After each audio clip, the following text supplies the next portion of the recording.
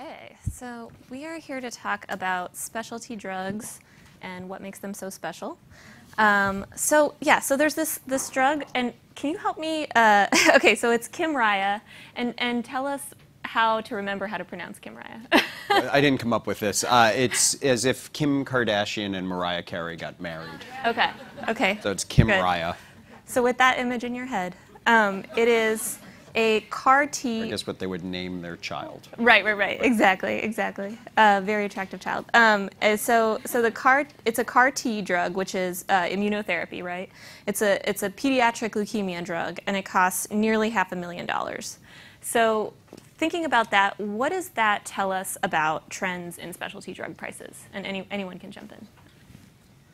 I think that specialty drug prices, actually, I don't know if I would use the term specialty drug because I think of that as specializing in a specific type of cancer, but the idea being a very targeted, novel, innovative agent. It definitely speaks to the fact that these things are getting more and more expensive to develop, more expensive in some cases to manufacture. This drug is definitely more expensive than most drugs to actually physically manufacture, although not $500,000. And yet represents kind of where we're going with personalized medicine in delivering these drugs in a very specialized way, not specialty way, but specialized way. Go ahead. No, it's it's broken the trend line, right? So we actually track cancer drug prices on our website, and we've gone up. Ignoring Kymriah's price, the price inflation on cancer drugs over the last 50 years is about 100-fold, adjusting for inflation and standardized to the month of therapy and things like that. So we've seen this, but we're in the sort of $100,000 to $150,000 range for a typical duration treatment course for cancer drugs. So this has completely broken the mold. It's $475,000 for a single treatment. Now for many patients, we think they will only get a single treatment, but compared to, if you will, a duration of these other treatments of being about $100,000, it's completely out of range. And for those of us who don't know, walk us through why drugs like that are so much more expensive than, say, like a metformin or just Lipitor, something that lots and lots of people would take. Well, specialty drug prices and pharmaceutical corporations can price drugs essentially in cancer however they choose to. People will say there's a competitive market for drugs, but certainly not the case for cancer. Medicare and Medicaid are required to pay for every cancer drug that the FDA approves at whatever price the manufacturer charges, although Medicaid has some statutory discounts. Most plans in most states that are regulated by states are required to cover every cancer drug as well. And there's tremendous political pressure as well to cover cancer drugs. And so once you have everyone in the system required to buy a drug, then there's no ability to drive down prices, essentially. And so we shouldn't be surprised. Essentially, the only check in the system is sort of what the market will tolerate in terms of bad headlines. And so so every single story about Kymriah included the price tag, so that's a bad headline, but there it is at $475,000. Right, but right after the paragraph where they say the price, you have the quote from a pharmaceutical executive or whoever else saying, well, we have to price it this high because of innovation and R&D. What do you guys all make of that argument? The R&D drives these high prices. So Olga, I just wanted to touch on first the beginning piece, which is, from a patient perspective, Kymriah, although it's not in the colorectal cancer space yet, I would argue that most patients, Dr. John Marshall from Georgetown, who works with Mike really closely, would say, any patient or family would take out a credit card and pay for those drugs no matter what the cost was. And then Peter came in and said, oh, well, most people don't have that type of credit limit. So I think that piece is a really important piece to understand in the context of this conversation, that yes, there are a lot of players in the patient perspective and the caregiver perspective and the family perspective of that innovation. We want that to happen faster, not slower. So I think just in the context of this whole conversation, it's important. I'll mention a couple things about research and innovation. There is a lot of room to grow and to improve upon in the development of drugs for patients with bad cancers. I work primarily in GI cancers, treating patients with pancreatic cancer. There's a tremendous room for growth in that disease, which still kills most people that come up with that kind of cancer. And so, we're all for very aggressive, very innovative, very novel ways to try and attack these different types of cancers. And doing the core research, the basic research, the preclinical research, and then developing well-designed clinical trials that ultimately bring a drug to approval is really, really important. I don't know that it really costs the amount that the drug companies are charging for it. I think Peter shared some nice data backstage that there's data to suggest that it does not cost as much as is being charged for it. But at the same time, they're driving, the pharmaceutical companies are driving a lot of research because government NIH funding is actually going down significantly. So we as researchers are caught in a little bit of a bind. And I wanted to make one other comment about Kymriah and a lot of the other immunotherapy drugs. They are more expensive to manufacture, so the companies get a little bit of a pass for that. But you're also breaking another barrier with some of these drugs where actually you're talking about potential cures. And in an advanced, incurable cancer, to have drugs that might actually allow a patient to lead an otherwise normal, healthy life, that's, how do you price that? How do you really, if you're curing a pediatric ALL patient and allowing them to lead out a normal life, it's really hard to put a limit on that price. So you have to take that into consideration as well. Right. But I feel like, usually when we talk about these prices, the comparison is always what do they cost in Europe, and then how did Europe get a cheaper price usually? So can you talk about, are these drugs available in other countries, and then how is the pricing determined there? So I don't think in the case of this drug it's available yet in Europe. The early indication from China is that the price will be about $70,000. So is what I've read at least. But generally European prices are for specialty drugs are a half or a third of what they are. And the thing you were mentioning, we had a piece of research in Health Affairs where we actually priced the total additional money the pharma sector is getting from charging higher U.S. prices than Europe, and compared it to their global R&D budget, research and development budget, and it was almost twice. It was 1.7 times, just in charging U.S. patients more compared to what they spend globally on research. So there's plenty of premium in there above, if you will, the European reserve price.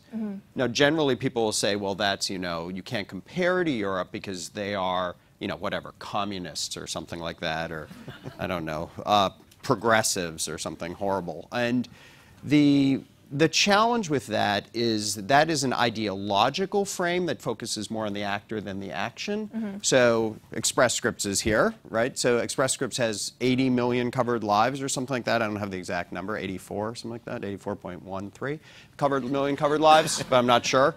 And Ireland is a nation of about 4 million people. And so Express Scripts can use their market leverage to obtain lower prices, and we all think that's great. But when Ireland acts with 1/20th the population to obtain lower prices, we call it socialism. So it's all about the actor, not the action. Companies are not forced to sell into Ireland. Of course, they prefer to because they generally, many of them manufacture there because of the tax benefits of doing so. But these are just market actors that do better than we do. So it's their kind of government insurance. I know Europe has a million different ways of doing this, but say like the sickness funds in Germany will negotiate actually a lower price for drugs. Yes, right, Germany's a complex marketplace, but yes, the average prices that are paid in the German sickness funds are considerably lower.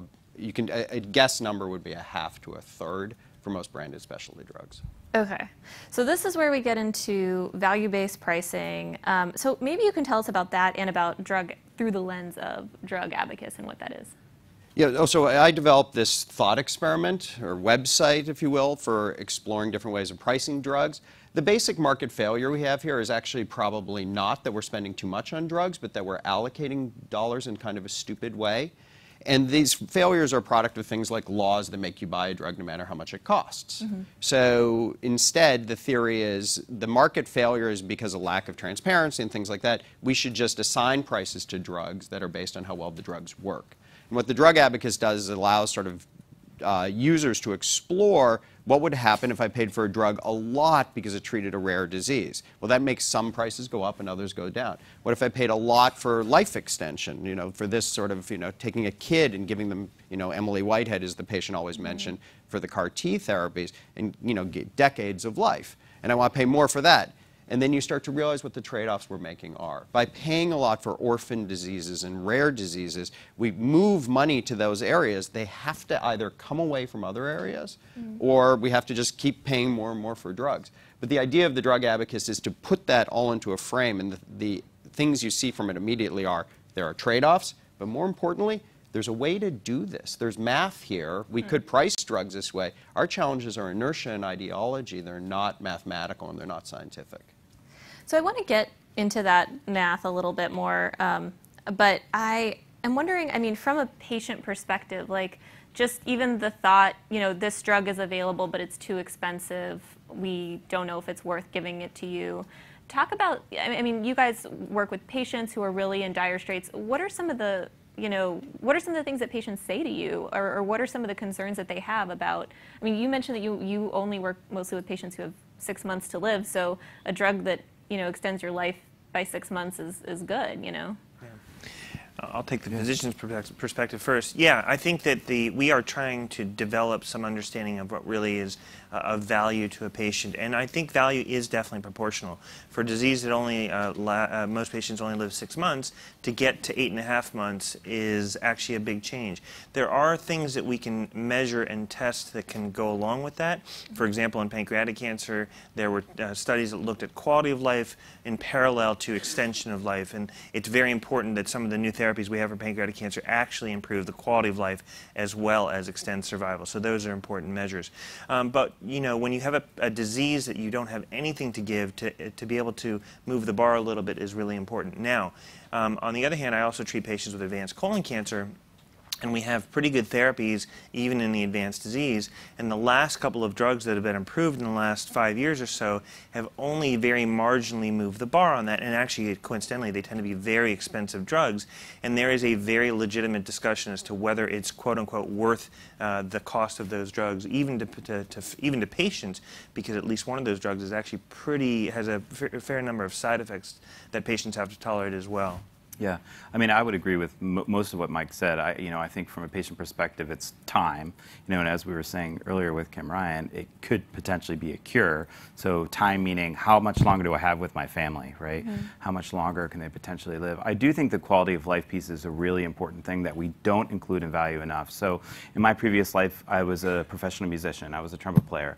And a lot of the treatments that we have may cause side effects, right? So when we're talking about, value-based pricing, et cetera, sometimes we often talk about the price. We don't include quality of life. So some of the therapies would cause neuropathy in my hands, and I would have no job, right? I would not be able to do my job.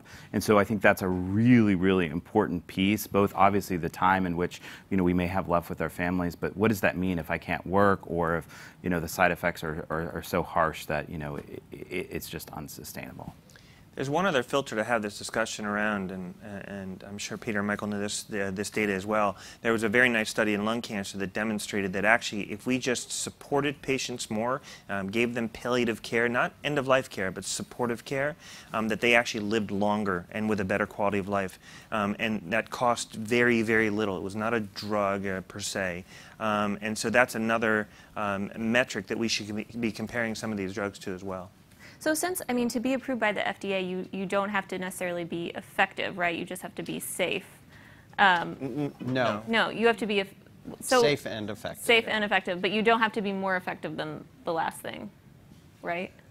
So in the cancer drug space, you should be more effective than standard of care, but many of the approvals nowadays don't involve such a comparison. Mm-hmm. And so it's, if you will, inferential. So you'll give a drug, just a bunch of patients will get the drug, they'll respond. Kymriah's approval had no comparator arm. And then you will look at the data from that trial, which tends to be a highly select group of patients, mm-hmm. and ask, okay, well, does this look better than kind of what we know standard of care is? And I forget the number right now, but I think it's a preponderance of approvals now in cancer and some of these other diseases, mm-hmm. that are uncontrolled. In areas like multiple sclerosis, rheumatoid arthritis, there tend to be comparator groups. And we're not just talking about cancer, obviously, today. But this is a serious concern, right? Because when you have to talk to a patient about how well a drug works, you can say, well, this is what happened to the people in the trial. And then if somebody asks about, well, what about this older, cheaper drug, we say, well, we don't have a way to really tell you, for an extra $100,000, how much better you will do. Mm-hmm. We just know that we can give that to you. Right. And so do hospitals or doctors ever not offer kind of the latest and most expensive treatment to patients because it seems like it won't make much of a difference? Not usually. I mean, if there is a proven drug that the FDA has approved and it's part of the standard algorithm for patients, Yeah. it's hard to say, you know, don't bother, it's not worth it. There are some drugs that have a lot of side effects, and you have a discussion as to whether you really want to subject yourself to that degree of side effects, but it's definitely not, it's not taken off the table at the outset, just because of cost. So bearing all that in mind, what does the math look like? I mean, what should you do if you notice that, you know, there are these trade-offs and, you know, like you're looking at the drug abacus, you've set all your dials to your kind of mindset.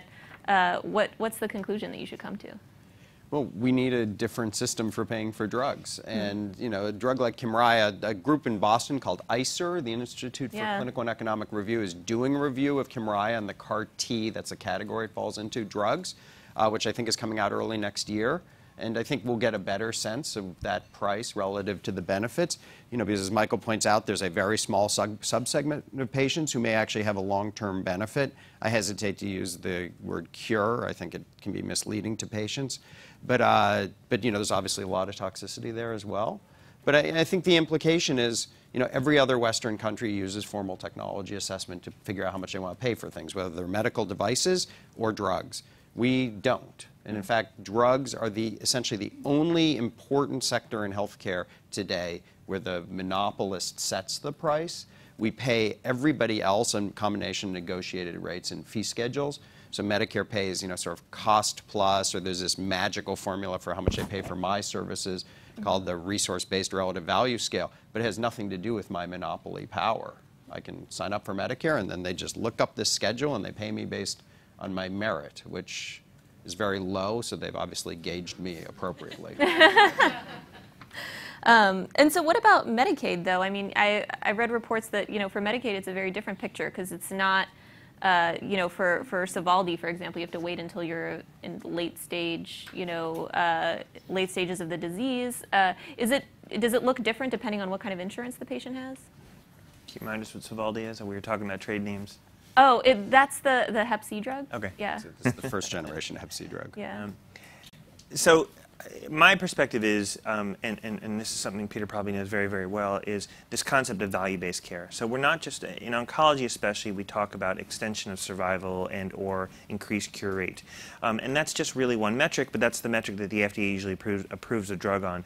And we think that a lot of the approvals should be linked to cost and in a term really that's about value. So extension of life plus what it means to the patient sort of in their particular stage of cancer, plus the side effects that come with that drug or those classes of drugs. And that whole concept together should be of value. The Hep C drugs, again, I would argue, have great value because this is a disease that was leading to liver cancer for many patients that they had we had no treatment for, and now all of a sudden patients are being cured, truly cured, of this virus. So there's tremendous value in this disease, and I think that's why it's priced so high.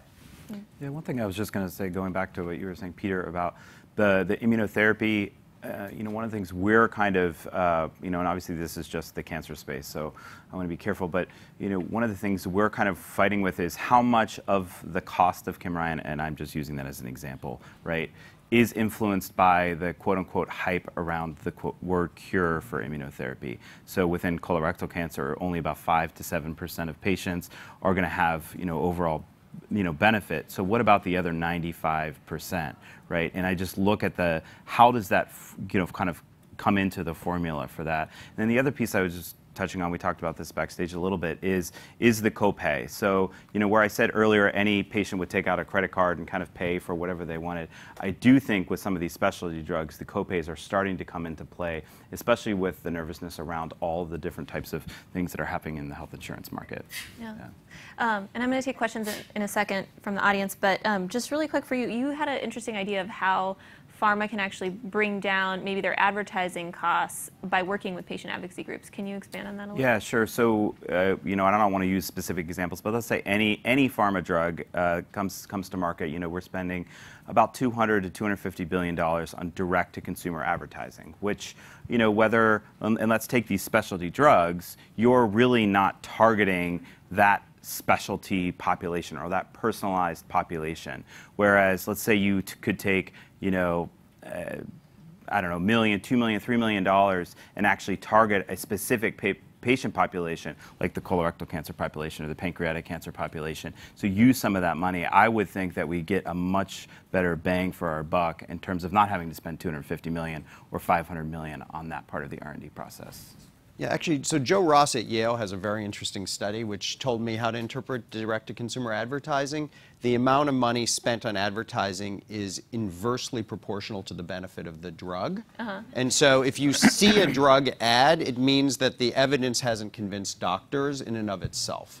Right? So things like the Hep C treatments, they are heavily advertised because of the screening, so it's an outlier, if you will. But most of these things are on the margin, just they're trying to try a patient channel because they haven't been able to convince doctors through conventional channels. And so that's a good guide, if you will. I'm not sure that stat on spending is right, but it's certainly a considerable amount. We and one other country, I can't remember which other country, even allowed DTC advertising. Sorry? I think New Zealand. New Zealand, Yeah. thank you. But it's an outlier. On the Hep C front, you asked about Medicaid, not to promote our own work, but on the Drug Pricing Lab website, which is my research group's website, you can actually go on and try and figure out how the state of Louisiana is supposed to pay for Hep C. Because we're told it's a huge value, but you can actually go and try and reallocate their budget and figure out, how many nurses you'd like to fire and how much K through 12 education you'd like to stop to pay for Hep C treatment. People say it's priced based on its value, but value is dictated also by the buyer. And Louisiana has a severe budgetary problem. They have something like 70,000 people that they could treat for Hep C, including about 20,000 in prisons, that they cannot afford to treat, even though on the margin producing this treatment is cheap. Yeah. And so I want rewards to go where they should, and the rewards to the company that invented this, a company called Pharmasset, were accrued by the shareholders when Gilead bought them, and then Gilead added on more prices compared to what even Pharmasset was going to charge, and now people can't afford it. There's about 2.7 million people in this country untreated for hepatitis C. We've treated about 600,000. We've had treatment since 2013. It is almost entirely due to the price of the drug. On that happy note, anyone have any questions? Hi, my name is Samuel Pandya. I work at Pharma. My question is for Dr. Bach. I was looking at a report by Magellan Health that came out back in April. I think they've done it for several years, where they track about 20 medicines and the amount of hospital markups that are on those particular medicines. There are multiple fold markups above their acquisition cost to the point where the hospital is making more money on those medicines than the manufacturer is. Do you agree with such practices? And if you don't agree with them, what, if anything, have you done to see to it that the hospital where you work stops engaging in such practices? It's a very fair question. We have a problematic system generally, and there are markups throughout, if you will, the supply and payment chain. So middlemen not only add up, wholesalers not only add on prices, but they also play price futures. And PBMs also take pieces. They will tell you they save money in the aggregate, but there are obviously anecdotal cases where patients are being encouraged to buy drugs that are more expensive for some reason out of pocket, even when there are cheaper substitutes. And hospital markups, our group has written a lot, if you can go right back to our website and look at these markups that you're describing. Those markups are largest in hospitals that obtain these discounts through 340B. My institution doesn't happen to be one of them. But in general, I think hospital-based and doctor-based markups are highly distorting incentives. And I think our group has been very consistent showing research on that. The ambient markup on medical benefit drugs, about 52% in our system. So across all hospitals and doctors, which means a vial of $10,000 colon cancer drug turns into a $15,000 drug by the time a patient receives it, paid between the insurance and their co-insurance. And so it is a serious added burden, if you will, or friction in the system. Which I think is probably inefficient, but far more worse than the inefficiency is it's aligned towards higher prices. And so a $10,000 drug a hospital make $5,000 on, or the system, hospitals and doctors. A $2,000 drug, they make much less. And so this is one of the reasons, sadly, that when we get new expensive drugs in cancer, they get used. Because doctors make more money when they use the expensive drug than the cheap drug. Hospitals do the same. So a drug like Abraxane, which is basically paclitaxel, but super expensive instead of super cheap, is far more used, particularly by community doctors, than generic, essentially generic Abraxane, which is paclitaxel, because of the added profits they can make. I think one more question. Yeah. I'm Tom Gustafson from Arnold and Porter, and I would be interested in any of the panelists' thoughts, recommendations, or suggestions in a coordinate area. I assume you would all agree that improved diagnostics would be a great idea for personalized medicine. It sort of almost goes without saying. But how do we get there? Do you have any thoughts, recommendations about what can be done, as what we can do as a society to improve the availability of diagnostics that will help us target personalized medicine? So I'll take that on, and for disclosure, I do spend part of my time as chief medical officer of a diagnostics company.